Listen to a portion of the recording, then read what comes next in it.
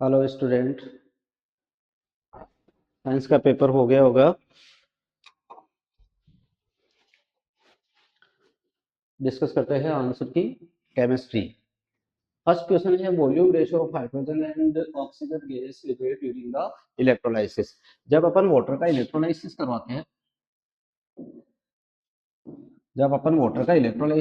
हैं तो हमारे पास में हाइड्रोजन और क्या होती है, ऑक्सीजन, दो गैस बनती है इन प्रेजेंस ऑफ करंट। तो इसमें हाइड्रोजन और जो ऑक्सीजन होता है इसका रेशियो रहता है हमारे पास में 2:1। तो आंसर होगा अपना क्या, 2:1। नेक्स्ट, सेकंड जो हमारे पास में जो क्वेश्चन है वो है हमारे पास में which of the following set of compound does not belong to same homologous series. Same homologous series के कंपाउंड नहीं है।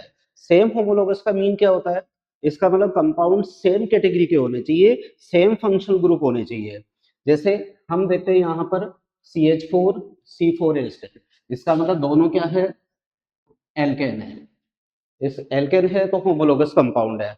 C2H6 C3H6, यहां पर भी अपने पास में दोनों क्या है, यहां पर भी अपने पास में दोनों क्या है, एल्केन है। इसके बाद में C3H8 और C5H12, यहां पर भी हमारे पास में क्या है, दोनों एल्केन है। इसका मतलब हो गया ये होमोलोगस है, ये होमोलोगस है, ये होमोलोगस है। बट अपन ऑप्शन अगर डी देखते हैं तो C4H10, ये कंपाउंड हमारे पास में है एल्कीन, और C5H10 ये कंपाउंड है हमारे पास में क्या, एल्केन। तो ये वाले जो हमारे पास में जो ग्रुप है C4H8 C5H12, ये होमोलोगस कंपाउंड नहीं है। ये पूछ रहा है हमारे पास में नहीं है, तो यहां पर आएगा अपने पास option D. Next question, which of the following is amphoteric oxide. Amphoteric oxide हमारे पास में कौन सा है, तो एम्फोटेरिक ऑक्साइड का मीन होता है जिसके अंदर ड्यूल नेचर हो, यानी जो एसिडिक नेचर भी शो करता है और बेसिक नेचर भी शो करता है। यहां पर हमारे पास में होता है amphoteric oxide aluminium oxide. Aluminium oxide और जिंक ऑक्साइड दोनों ऐसे कंपाउंड है हमारे पास में जो कि क्या है, एम्फोटेरिक ऑक्साइड को क्या करते हैं, शो करते हैं। नेक्स्ट, इसके बाद में हमारे पास में क्वेश्चन है कि हमारे पास में कुछ एसिड और बेस के सॉल्ट दे रखे हैं। उस सॉल्ट के अकॉर्डिंग हमारे को ये बताना है कि यार इनके अंदर कौन ट्रू है कौन रॉन्ग है। देखो जरा, यहाँ पर हाइड्रोक्लोरिक एसिड है, यहाँ पर क्या है, सोडियम हाइड्रोक्साइड। ये हमारे पास में स्ट्रॉन्ग एसिड है, ये हमारे पास में स्ट्रॉन्ग बेस है। हमारे पास में जो सॉल्ट है वो बनना चाहिए था कैसा, न्यूट्रल। बट यहाँ पर क्या दे रखा है आंसर, बेसिक। इसका मतलब हो गया कि ये पेयर हमारा क्या हो गया, रॉन्ग।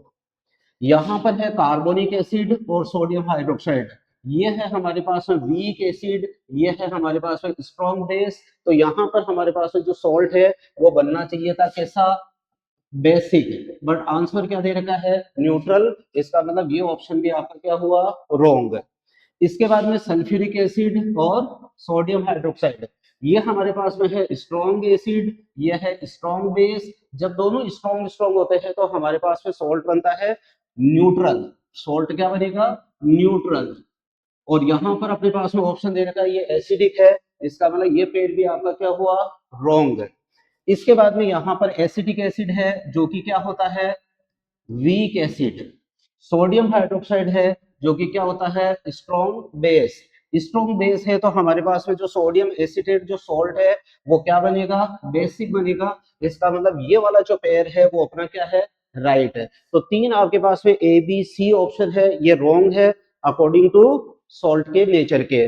और ये आपके पास में जो है ये बेसिक नेचर है। तो यहाँ पर आपका जो ऑप्शन है एसिडिक जो सोडियम एसिटेट है वो एक बेसिक सॉल्ट है, तो ऑप्शन अपना क्या होगा, डी, राइट है। Next, which of the following will not undergo addition reaction. यानी कि आपके पास में जो ऑप्शन है उन ऑप्शन के अकॉर्डिंग कौन है जो हमारे पास में क्या करेगा, एडिशन रिएक्शन कंप्लीट नहीं करेगा। एडिशन रिएक्शन का मीन क्या है, एडिशन रिएक्शन का मतलब क्या होता है कि एडिशन जो रिएक्शन है वो हमेशा कौन करेगा, unsaturated hydrocarbon. Addition reaction unsaturated hydrocarbon complete करता है। तो अब हम यहाँ पर देखेंगे कि अनसेचुरेटेड कौन है और सेचुरेटेड कौन है। C4H10 यानी कि कार्बन से जस्ट डबल क्या है, हाइड्रोजन है, इसका मतलब हो गया कि ये एल्किन है, तो ये सेचुरेटेड है, ये क्या करेगा, एडिशन रिएक्शन कंप्लीट करेगा। इसके बाद में C2H2 ये आपके पास में क्या है, एल्काइन है, ये भी अपने पास में क्या करेगा, एडिशन रिएक्शन कंप्लीट करेगा। इसके बाद में C3H10 है, ये एल्केन है, ये अनसेचुरेटेड है, तो अनसेचुरेटेड जो होता है ये एल्कीन आपके पास में C4H8 है, ये अपने पास में एल्केन है यानी सेचुरेटेड हाइड्रोकार्बन है। C2H4 ये आपके पास में अनसेचुरेटेड है, तो यहाँ पर एडिशन होगा, यहाँ पर एडिशन होगा, यहाँ पर एडिशन होगा, बट ये जो एल्केन होता है ये एडिशन रिएक्शन को शो नहीं करेगा। तो हमारा यहाँ पर जो आंसर होगा वो होगा आपका कौन, C3H8, एक ऐसा कंपाउंड है जो एडिशन रिएक्शन को रिप्रेजेंट नहीं करेगा। नेक्स्ट क्वेश्चन कह रहा है कि 4 सॉल्यूशन नेमली फ्रुक्टोज, 4 सॉल्यूशन है। फर्स्ट है fructose, ethanol, hydrochloric acid and sodium hydroxide. कौन कौन है, fructose carbonic compound, ethanol carbonic compound, hydrochloric acid inorganic compound and sodium hydroxide inorganic compound है। क्वेश्चन कह रहा है कि फिल इन 4 सेपरेट बीकर, यानी चारों को आपने क्या डाल दिया, बीकर के अंदर डाल दिया separate, connected 1 by 1 in an electric circuit, तीनों को आपने क्या कर दिया, इलेक्ट्रिक सर्किट से कंप्लीट कर दिया। कह रहा है कि इन चारों के अंदर the solution in which the bulb will glow when current is pass, ये कह रहा है कि चारों के अंदर बल्ब ग्लो किसमें होगा, यानी कि कौन करंट को पास करेगा। हम क्या पढ़ते हैं कि जो ऑर्गेनिक होते हैं ना, ये जो ऑर्गेनिक कंपाउंड होते हैं ये इलेक्ट्रिसिटी के क्या होते हैं, नॉन कंडक्टर होते हैं, यानी कि उनके अंदर इलेक्ट्रिसिटी पास नहीं होगी। जैसे इसमें इथेनॉल आ गया, करंट को पास नहीं करेगा, इसके अंदर फ्रुक्टोज आ गया, करंट को पास नहीं करेगा, इसके अंदर फ्रुक्टोज आ गया, करंट को पास नहीं करेगा। बट हाइड्रोक्लोरिक एसिड और सोडियम हाइड्रोक्साइड ये एसिड और बेस है, इनका जो सॉल्यूशन होता है उसमें आयंस सेपरेट हो जाते हैं और उन आयंस की वजह से ये करंट को क्या करेगा, पास करेगा। तो अपना आंसर हो जाएगा hydrochloric and sodium hydroxide. Next, which gas is evolved when the magnesium metal react with the very dilute HNO3? Okay, metal कौन सी है, मैग्नीशियम, रिएक्शन किसके साथ करेगा, HNO3। मैग्नीशियम और एक मेटल होती है मैग्नीज, ये दोनों मेटल नाइट्रिक एसिड के साथ में जब रिएक्शन करती है तो हमारे पास में क्या बनेगा, सोल्ट प्लस हाइड्रोजन गैस। ये दो ऐसी मेटल होती है जो नाइट्रिक एसिड के साथ में रिएक्शन करके हाइड्रोजन गैस प्रोड्यूस करती है। बाकी इनके अलावा जो मेटल्स होती है वो हाइड्रोजन की जगह पर वाटर का फॉर्मेशन करती है। तो क्वेश्चन कह रहा है कि कौन सी गैस इवॉल्व होगी, तो यहाँ पर आपके पास में आ जाएगी कौन सी, हाइड्रोजन गैस। तो यहाँ पर मैग्नीशियम नाइट्रिक एसिड के साथ में रिएक्शन करके हाइड्रोजन गैस प्रोड्यूस करेगी। नेक्स्ट क्वेश्चन कह रहा है असर्शन रीजन, कह रहा है कि reaction of quicklime with the water is exothermic reaction. बिल्कुल, क्विकलाइम का मतलब होता है CaO, रिएक्शन होती है किसके साथ, वाटर के साथ में, तो बनता है हमारे पास में कैल्शियम हाइड्रोक्साइड और प्लस क्या होती है, हीट। और जिस रिएक्शन में हीट प्रोड्यूस होती है उस रिएक्शन को हम बोलते हैं एक्सोथर्मिक रिएक्शन। इसका मतलब असर्शन अपन का क्या हुआ, right. Next, a large amount of heat is evolve in the reaction of the quicklime and water. ये कह रहा है कि ये जो हीट है ये क्या लार्ज अमाउंट में होती है क्या, बिल्कुल लार्ज अमाउंट में होती है। इसका मतलब हो गया अपना रीजन भी क्या है, राइट है। तो यहाँ पर असर्शन भी राइट है, रीजन भी राइट है, और इस असर्शन को एक्सप्लेन कर रहा है कौन, रीजन। इसलिए हमारा जो आंसर होगा वो ये होगा कि असर्शन और रीजन दोनों राइट है, और जो असर्शन है वो रीजन को क्या कर, ये जो आपके पास में जो रीजन है वो असर्शन को क्या कर रहा है, एक्सप्लेन भी कर रहा है, यानी दोनों आपस में एक्सप्लेनेशन भी है। Next, define the following term. अब जब हमारे पास में क्वेश्चन है वो डेस्क्रिप्टिव है, अपन को इनके आंसर्स बताने हैं। डिफाइन द फॉलोइंग टर्म, सबसे फर्स्ट है आपके पास में ऑल्फैक्टरी इंडिकेटर। इंडिकेटर के टाइप होते हैं 3। नेचुरल इंडिकेटर जो नेचर से ऑब्टेन होता है। नंबर 2 सिंथेटिक इंडिकेटर जो मैन मेड होता है लेबोरेटरी के अंदर जिसका फॉर्मेशन हम करते हैं। Number 3 olfactory indicator. Olfactory indicators वो होते हैं जो एसिड और बेस में क्या करते हैं, स्मेल चेंज कर देते हैं, और उस स्मेल के अकॉर्डिंग हम आइडेंटिफाई कर लेते हैं कि हमारे पास में सब्सटेंस है वो एसिड है या फिर बेस है। एग्जाम्पल जैसे वनीला हो गया, नंबर 2 अनियन शेप हो गया, नंबर 3 क्लॉव ऑयल हो गया। ये एसिड और बेस में अपनी क्या करते हैं, स्मेल चेंज कर देते हैं, ऑर्डर चेंज कर देते हैं, जिसको हम बोलते हैं olfactory indicator. Number next water of crystallisation. Water of crystallisation का मीन ये होता है कि हमारे पास में सॉल्ट है, उस सॉल्ट के साथ में क्या होता है, वाटर ऐड होता है।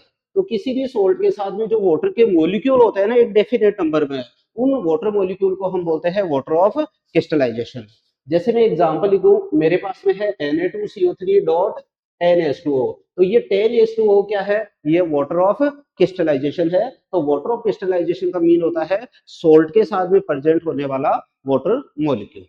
नेक्स्ट व्हाट हैपन, ये कह रहा है कि क्या होगा, लेड नाइट्रेट को हीट करते हैं। हीट करते हैं इसका मतलब हो गया डी कंपोजिशन रिएक्शन, हीट की वजह से हो रही है, तो इसको हम बोलते हैं thermal decomposition. Lead nitrate formula होता है PbNO3 का होल ट्वाइस। इसको मैं क्या करूंगा, हीट प्रोवाइड करूंगा। जब हीट प्रोवाइड करूंगा तो ये कन्वर्ट हो जाएगा PbO plus NO2 plus O2 में। लेड नाइट्रेट क्या होता है, एक व्हाइट कलर का सब्सटेंस होता है। जब आप इसको हीट करोगे तो लेड ऑक्साइड, नाइट्रोजन डाइऑक्साइड और ऑक्सीजन में ये क्या होगा, डिकम्पोज हो जाएगा। रिएक्शन हुई कौन सी, थर्मल डिकम्पोजिशन। इसके अंदर ये जो सब्सटेंस बनेगा ये हमारे पास में येलो कलर का बनेगा। ये जो सब्सटेंस बनेगा वो एक ब्राउन कलर की फ्यूम बनेगी, और ऑक्सीजन हम सभी जानते हैं कि क्या होती है, एक कलरलेस गैस होती है। इसके बाद में आता है कि आयरन सल्फेट को जब हीट करेंगे तो क्या होगा, इसका कंप्लीट प्रोसेस देखना। आयरन क्या होता है, आयरन सल्फेट होता है FeSO4 FeSO4.7H2। ये जो हमारे पास में कंपाउंड होता है फेरस सल्फेट, इसका कलर होता है कैसा, ग्रीन। फर्स्ट ऑफ ऑल हम इसको हीट करेंगे, हीट करेंगे तो इसका जो वाटर ऑफ क्रिस्टलाइजेशन है वो रिमूव होगा, और माइनस का हो जाएगा 7H2O, तो हमारे पास में रह जाएगा FeSO4, जो कि सब्सटेंस क्या है, केवल ड्राई एनहाइड्रस फेरस सल्फेट है, कलरलेस होगा। फिर इसको मैं कंटिन्यू क्या करूंगा, फिर और आगे हीट करूंगा इसको, तो ये ब्रेक हो जाएगा Fe2O3 plus SO2 plus SO3 में, यानी आयरन सल्फेट कन्वर्ट हो जाएगा फेरिक ऑक्साइड, सल्फर डाइऑक्साइड और सल्फर ट्राइऑक्साइड में। और ये जो मेरे पास में आयरन ऑक्साइड है ये रेड ब्राउन कलर का, यानी रेडिश ब्राउन कलर का एक सब्सटेंस बनेगा, और सल्फर डाई और ट्राइऑक्साइड है, ये सल्फर कंटेनिंग गैसेज होती है। इसके बाद में क्वेश्चन आता है हमारे पास में,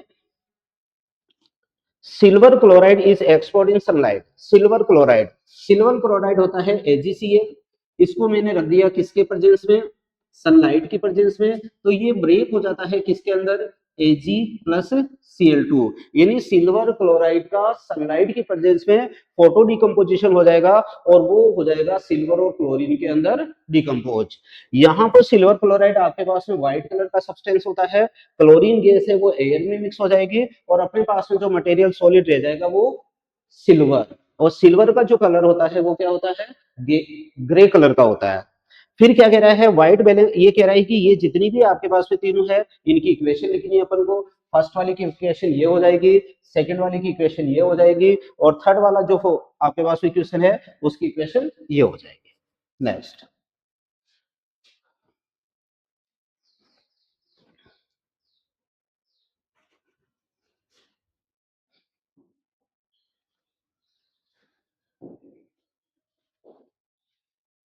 क्वेश्चन कह रहा है कि यार पीओपी क्या होती है, तो पीओपी एक हमारे पास में सॉल्ट होता है। कह रहा है कि right the chemical equation for its preparation, यानी पीओपी को बनाते कैसे। तो पीओपी के लिए हम लेते हैं क्या, जिप्सम।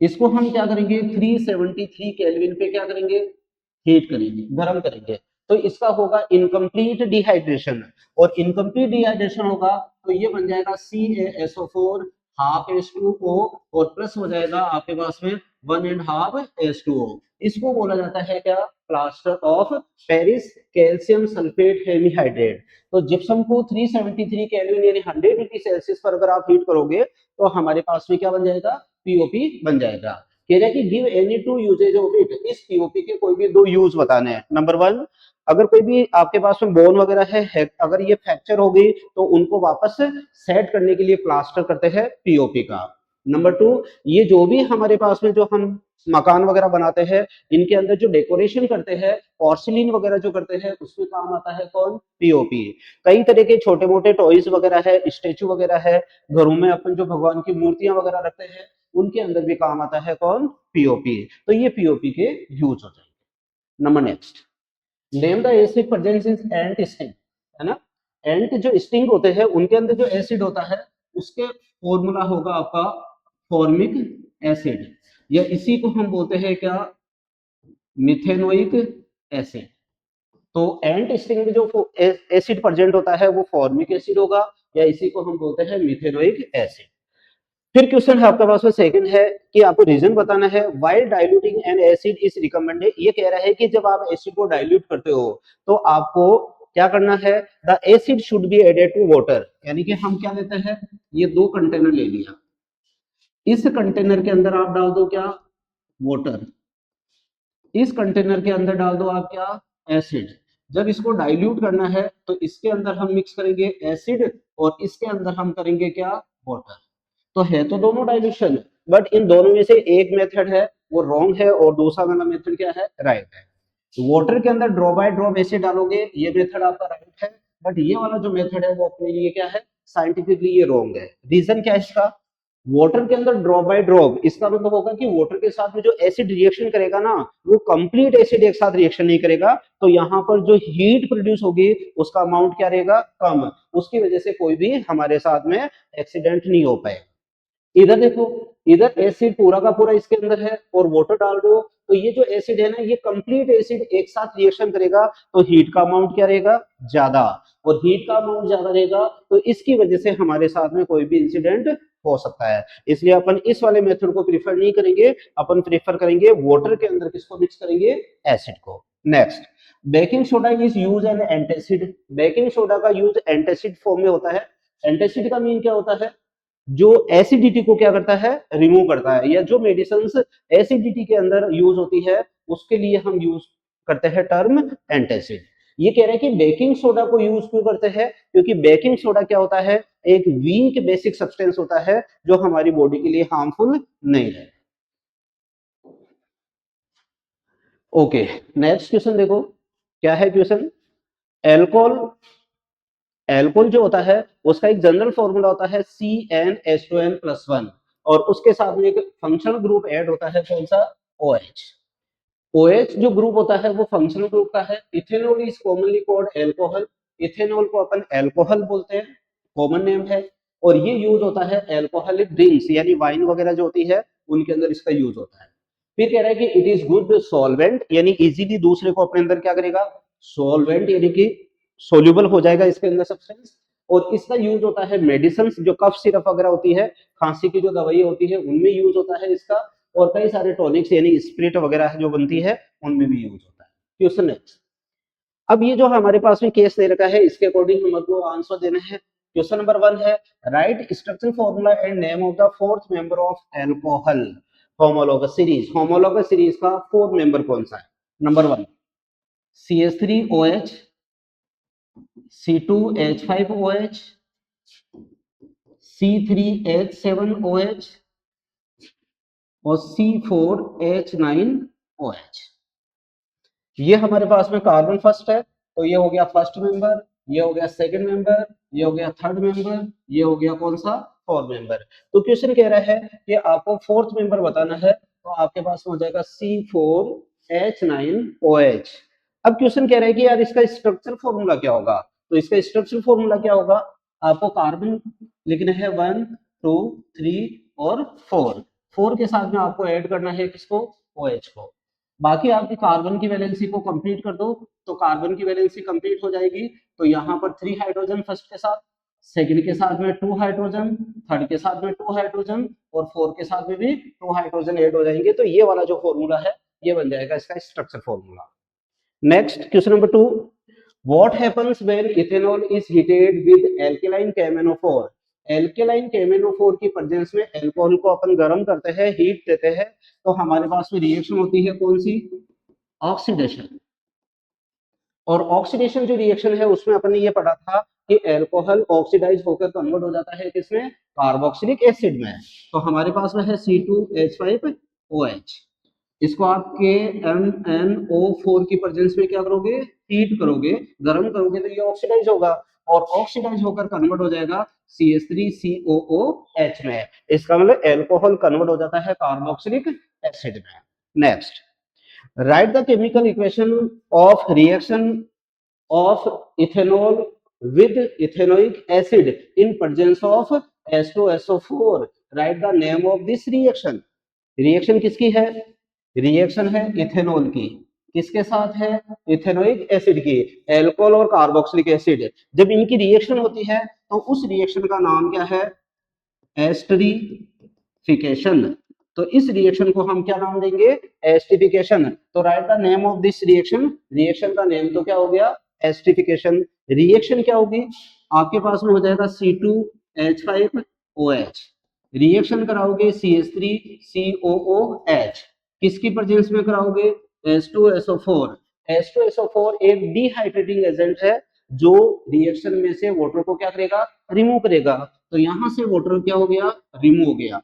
तो अगर मैं कहूं कि यार मेरे पास में वाटर रिमूव हो गया, तो यहाँ से OH और यहाँ से क्या हो गया? H रिमूव हो गया। तो मेरे पास में क्या बनेगा? मेरे पास में बनेगा CH3COOC2H5 और इस कंपाउंड को हम बोलते हैं क्या? एस्टर। स्वीट स्मेलिंग सब्सटेंस होता है जिसका यूज परफ्यूम वगैरह में करते हैं। और रिएक्शन हो जाएगी अपनी कौन सी? Esterification. Next, what happen when ethanol is heated with the excess concentrated sulfuric acid at a 443 Kelvin temperature? ये कह रहा है कि आपके पास में कौन है? आपके पास में है इथेनॉल। इथेनॉल को आपने क्या किया? हीट किया। कितना? 443 केल्विन पर। तो कह रहा है कि उसके साथ में क्या होगा, और इस रिएक्शन के अंदर अपन जो सल्फ्यूरिक एसिड जो यूज करते हैं, इस एसिड का क्या रोल है? तो रिएक्शन देखो पहले। रिएक्शन है C2H5OH। इसको हम क्या करेंगे? हीट करेंगे। किसकी प्रेजेंस में करेंगे? H2SO4 की प्रेजेंस में। तो ये जो H2SO4 है ना, ये यहाँ पर किसका रोल प्ले करता है? डिहाइड्रेटिंग एजेंट का। डिहाइड्रेटिंग जो एजेंट होता है वो क्या करता है? वो करता है रिमूवल ऑफ वाटर। ये वाटर को क्या करेगा? रिमूव करेगा। तो यहां से वो वाटर को क्या करेगा? रिमूव करेगा। जब इसमें से वाटर रिमूव हो जाएगा तो हमारे पास में बच जाएगा C2H4 और प्लस क्या रह जाएगा? H2O। और ये जो कंपाउंड है इसको हम बोलते हैं क्या? ये एथीन है। एथीन का मतलब अनसेचुरेटेड हाइड्रोकार्बन है। तो क्वेश्चन कह रहा है कि यार अगर आप इथेनॉल को अगर हीट करोगे कंसंट्रेट H2SO4 की प्रेजेंस में, तो ये यहाँ से वाटर को रिमूव करेगा और हमारे पास में एथीन बन जाएगा। इसका मतलब अनसेचुरेटेड हाइड्रोकार्बन बन जाएगा प्लस वाटर। ये इस रिएक्शन के अंदर जो H2SO4 है वो रोल प्ले करता है एक डिहाइड्रेटिंग एजेंट का, जो कि अल्कोहल में से वाटर को रिमूव करता है। तो यहाँ पर रोल हो गया डिहाइड्रेटिंग एजेंट का। केमिकल इक्वेशन हो गई आपकी ये, और इसके अंदर अल्कोहल कन्वर्ट हो जाता है किसके अंदर? एथीन। नेक्स्ट, हाँ रीजन बताना अपन को। कुछ क्वेश्चन है आपके पास में। आयोनिक कंपाउंड है वे जनरली हाई मेल्टिंग पॉइंट है। आयोनिक जो कंपाउंड होते हैं उनके जो मेल्टिंग पॉइंट होते हैं वो हाई क्यों होते हैं? जैसे NaCN, ये एक आयोनिक कंपाउंड है।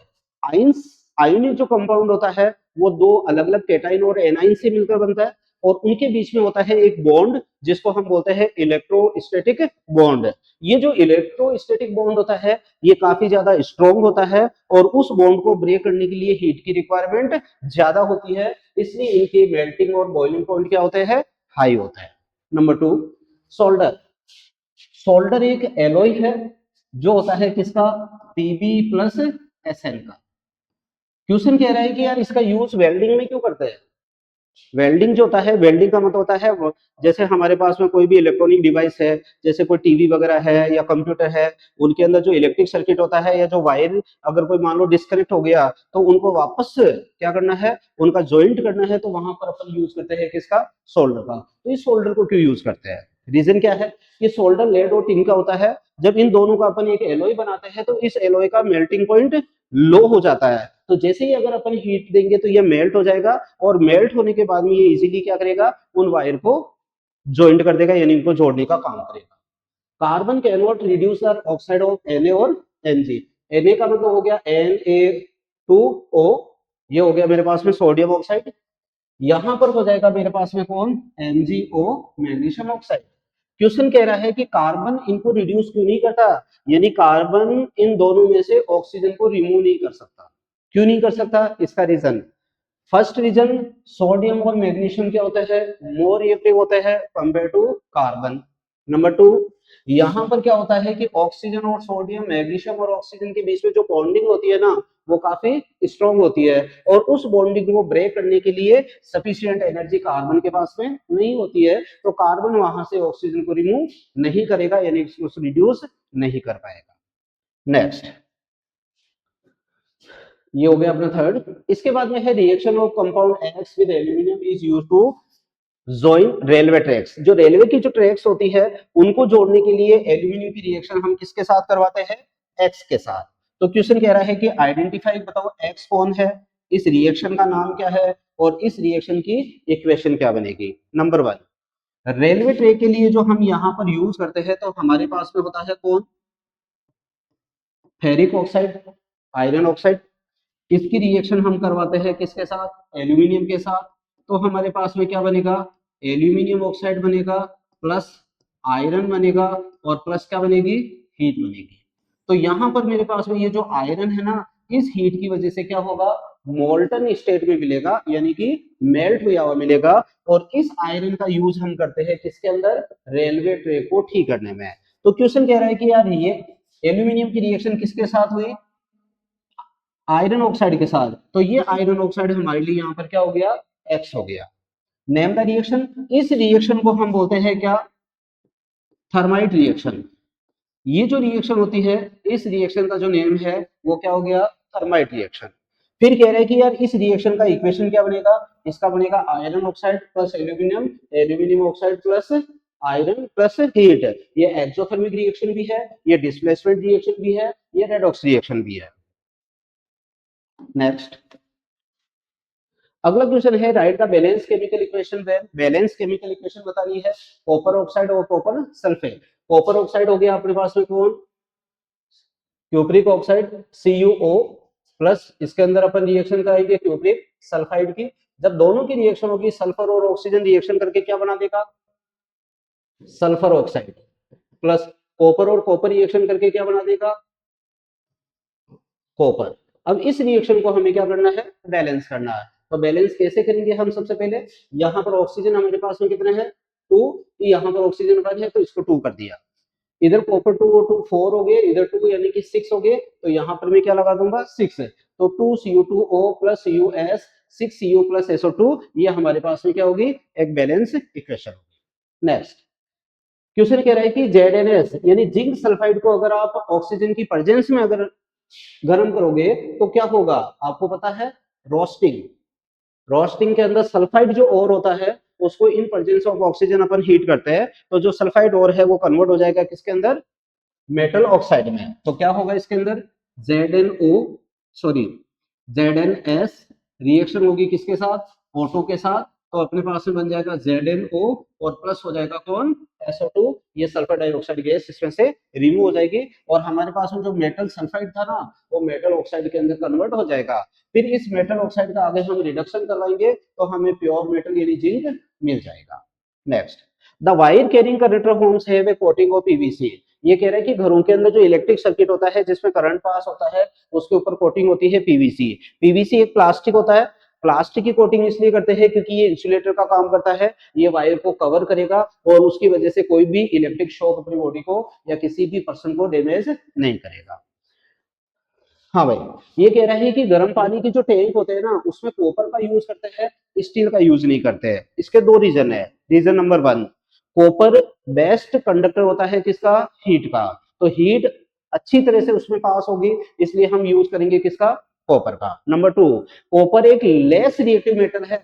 उसमें गर्म पानी डाल दो, ठंडा पानी डाल दो, या पानी अगर उसमें पड़ा हुआ रहेगा तो उसके साथ में इजीली रिएक्शन नहीं करेगा, इसलिए अपन स्टील की जगह पर यूज करते हैं किसको, कॉपर को। नंबर नेक्स्ट, हाँ, आयोनिक कंपाउंड बनाना है अपन को किसका, कैल्शियम ऑक्साइड की इलेक्ट्रॉन डॉट स्ट्रक्चर बतानी है। कैल्शियम 20 नंबर पे आता है, तो इसके पास में इलेक्ट्रॉन होते हैं कितने, तो वैलेंसी शेल के।